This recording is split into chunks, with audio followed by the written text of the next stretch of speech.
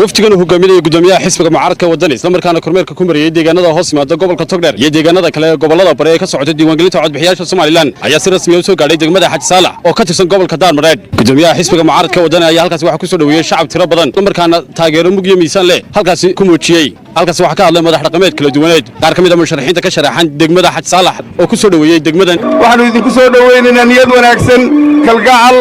iyo gudaha degmada Xaaji Saalax oo dhamaanteed idiin heelan inay idin soo dhaweyso Ģudomiyaheeni ama madaxweynaheeni mustaqbalka iyo waftiga ballaaran uu hogaaminayo laga soo qayb galay inuu indhayn ugu yimaado oo inuu dhiiri geliyo kaarka aynu qaadanayno dadka iyagii aad iyo aad baan u diiwaan gelinay waxaan isleenahay maanta haddii tiro koob la qaado waxaan 20 qof ahayn baa laga helayaa inaad diiwaan gashanay baan isleeyahay maanta haddii ilaahay ka dhigo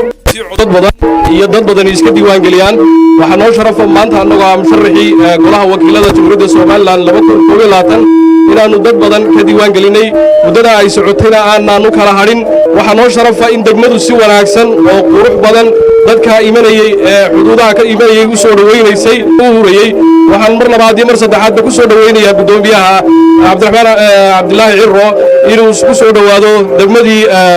Xaaji Saalax. Ģudomiyaha Xisbiga Wadani Xirsi Cali Xaaji Xasan iyo Ģudomiyaha Xisbiga Wadani Cabdiraxmaan Cirro ayaa iyaguna taageerayaasha uga mahad celiyay soo dhaweeyay. waxaan leeyahay sharafta nagu soo dhaweysay baan ku faraxsanahay sida uu timaadeen maanta codka u diyaarisay waa sidii hore ugu codeyseen iyo si lamid ah ayaa maanta u timaadeen dhammaan dadka halkan ugu soo dhaweeyay Xaaji Saalax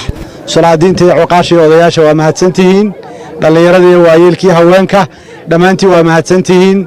sharaf bay noo tahay runtiisa noo maamusteen noo soo dhaweyseen haddii alla ka dhigo waxaan u soconay inaanu indhaynta iyo eegista iyo dhiirigelinta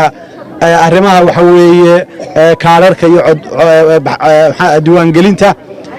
sida kaararka loo qaadanayo marka waxaanu leenahay haddii aad dadaashay si odayaashu sheegeen oo aad dadaashayna waa fiicantiin haddii wax idinka dhiban yihiin dhammaystira. aad iyo aad baan ugu faraxsanahay in dadka intan tiradiisu leeg tahay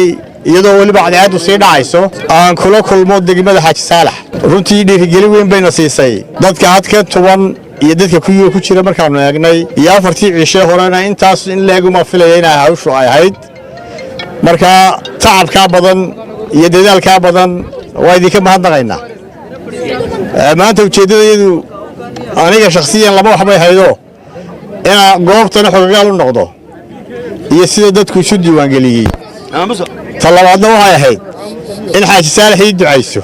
intaasi kadib Ģudomiyaha Xisbiga Wadani waxa uu kormeeray goobaha diiwaangelinta ee degmada Xaaji Saalax ay ka socotay. waa Cabdirasaaq Cabdillaahi Sheekhadan Cabdirasaaq Koronto telefishinka caalamiga ee SAB degmada Xaaji Saalax